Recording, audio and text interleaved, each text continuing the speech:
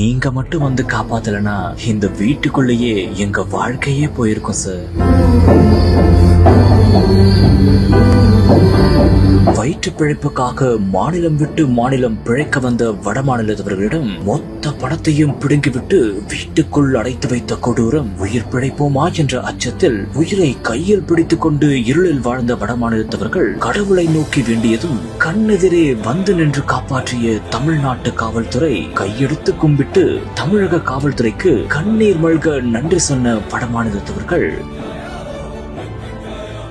மேற்கு வங்க மாநிலத்தில் இருந்து வயிற்று பிழைப்புக்காக சேலம் ரயில் நிலையத்தில் 10 வடமாநிலத்தவர்கள் வந்து இறங்கியுள்ளனர். அப்போது தமிழ்நாட்டைச் சேர்ந்த சிலர் அவர்களிடம் வேலை வாங்கி தருவதாக ஆசை காட்டி காரில் ஏற்றிச் சென்றதாகவும் மேலும் திருச்செங்கோடு அருகே உள்ள சீனிவாசம் பாளையம் பகுதிக்கு அவர்களை அழைத்துச் சென்றதாகவும் கூறப்படுகிறது. மேலும் அவர்களிடம் இருந்து மொத்த பணத்தையும் பறித்துக் கொண்டதாகவும் மேலும் மேற்கு வங்காளத்தில் உள்ள அவர்களது வீட்டிற்கு போன் செய்து ஜிபே மூலமாகவும் பணத்தை பெற்றதாகவும் கூறப்படுகிறது. பின்னர் அவர்களை ஒரு லைன் வீட்டில் அடைத்து வைத்ததாகவும் தகவல் வெளியாகி இருக்கிறது. இதையடுத்து நாமக்கல் காவல்துறை கண்காணிப்பாளர் ராஜேஷ் கண்ணாவிற்கு இந்த ரகசிய தகவல் கிடைத்த பின் அவர் தங்களது படையுடன் சீனிவாசம் பாளையத்தில் சோதனை செய்ய சென்றார். மேலும் மேற்கு வங்க மாநிலத்தவர்களை அங்கு அடைத்து வைத்திருந்ததை கண்டுபிடித்து உடனடியாக அவர்களை பத்திரமாக அங்கிருந்து மீட்டார். மேலும் அவர்களை அடைத்து வைத்ததாக கூறப்படும் 3 நபர்கள் தப்பிச் சென்றதாகவும் கூறப்படுகிறது.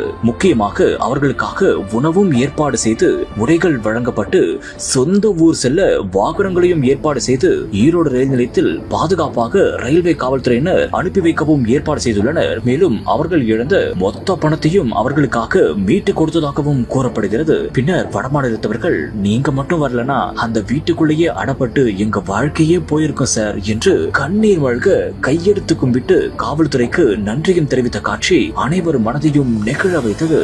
இந்த ஒரு சம்பவம் தொடர்பாக தப்பியோடிய 3 பேரை காவல்துறையினர் தீவிரமாக தேடி வரும் நிலையில் காவல்துறையின் இந்த ஒரு நடவடிக்கைக்காக தமிழக மக்கள் மட்டுமின்றி ஒட்டுமொத்த இந்தியாவே அவர்களை பாராட்டி வருகின்றனர்.